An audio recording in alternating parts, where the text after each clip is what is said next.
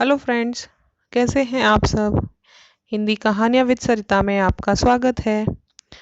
आज मैं आपके लिए बेताल पच्चीसी की तीसरी कहानी लेकर आई हूँ, जिसका नाम है सबसे ज़्यादा पुण्य किसका।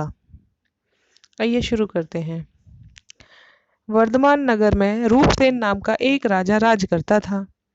एक दिन उसके यहाँ वीरवर नाम का एक राजपूत नौकरी के लिए आया।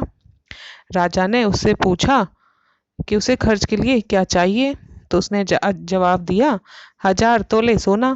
सुनकर सबको बड़ा आश्चर्य हुआ। राजा ने पूछा, तुम्हारे साथ कौन कौन है।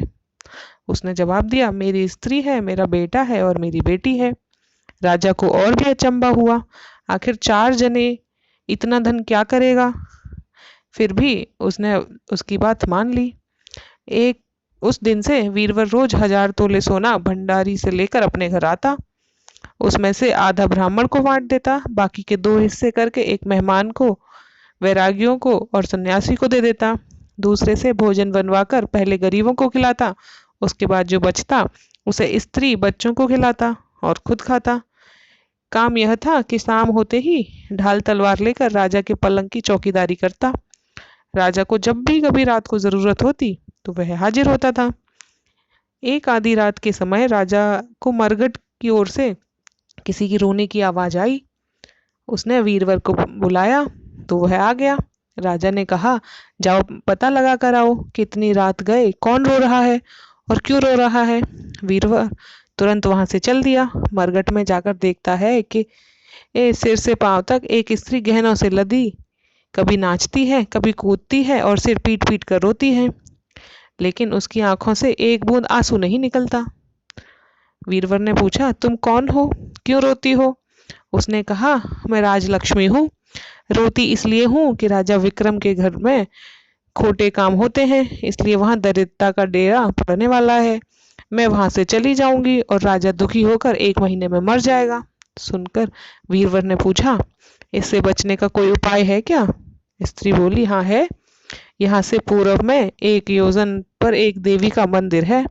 अगर तुम उस देवी पर अपने बेटे का शीश चढ़ा दो तो विपदा टल जाएगी, फिर राजा 100 बरस तक बेखटके राज करेगा। वीरवर घर आया और अपनी स्त्री को जगाकर सब हाल कहा। स्त्री ने बेटे को जगाया, बेटी भी जाग गई। जब बालक ने यह बात सुनी तो वह खुश होकर बोला, आप मेरा शीश काट कर जरूर चढ़ा दें। एक तो आपकी आज्ञा, दूसरा स्वामी का काम, तीसरा यह देह देवता पर चढ़े, इससे बढ़कर और क्या होगा। अब जल्दी करें। वीरवर ने अपनी स्त्री से कहा, अब तुम बताओ। स्त्री बोली, स्त्री का धर्म पति की सेवा करने में है। निदान 4 जने देवी के मंदिर में पहुंचे। वीरवर ने हाथ जोड़कर कहा, हे देवी, मैं अपने बेटे की बलि देता हूँ, मेरे राजा की उम्र 100 वर्ष हो जाए। इतना कहकर उसने इतने जोर से खाना मारा कि लड़के का शीश धड़ से अलग हो गया। भाई का यह हाल देखकर बहन ने भी खाने से अपना सिर अलग कर डाला। बेटा बेटी चले गए तो ने भी उन्हीं का रास्ता पकड़कर अपनी गर्दन काट दी। वीरवर ने सोचा कि घर में कोई नहीं रहा तो मैं ही जीकर क्या करूंगा। उसने अपना भी सिर काट दिया। राजा को जब यह मालूम हुआ तो राजा वहां पर आया। उसे बड़ा दुख हुआ कि उसके लिए 4 प्राणियों की जान चली गई। वह सोचने लगा कि ऐसा राज करने से धिक्कार है। यह सोचकर उसने तलवार उठा ली और जैसे ही अपना सिर काटने को हुआ, देवी ने प्रकट होकर उसका हाथ पकड़ लिया। बोली, राजन, मैं तेरे साहस से प्रसन्न हूँ, तू जो वर मांगेगा सो दे दूंगी। राजा ने कहा, देवी, तुम प्रसन्न हो तो इन 4 को जिंदा कर दो। देवी ने अमृत छिड़क कर उन 4 को फिर से जिंदा कर दिया। इतना कहकर बेताल बोला, राजा बताओ, सबसे ज्यादा पुण्य किसका हुआ। राजा बोला, राजा का हुआ। बेताल ने कहा, क्यों।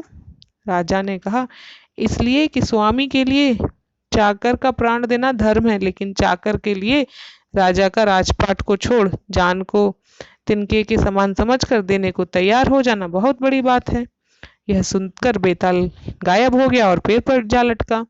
बेचारा राजा दौड़ा दौड़ा वहां पहुंचा और फिर से उसे पकड़ कर लाया। तो बेताल ने चौथी कहानी कही। मैं अपने एपिसोड में आपको फिर से चौथी कहानी सुनाऊंगी। आपको अगर मेरी कहानी अच्छी लगी तो सब्सक्राइब कीजिए।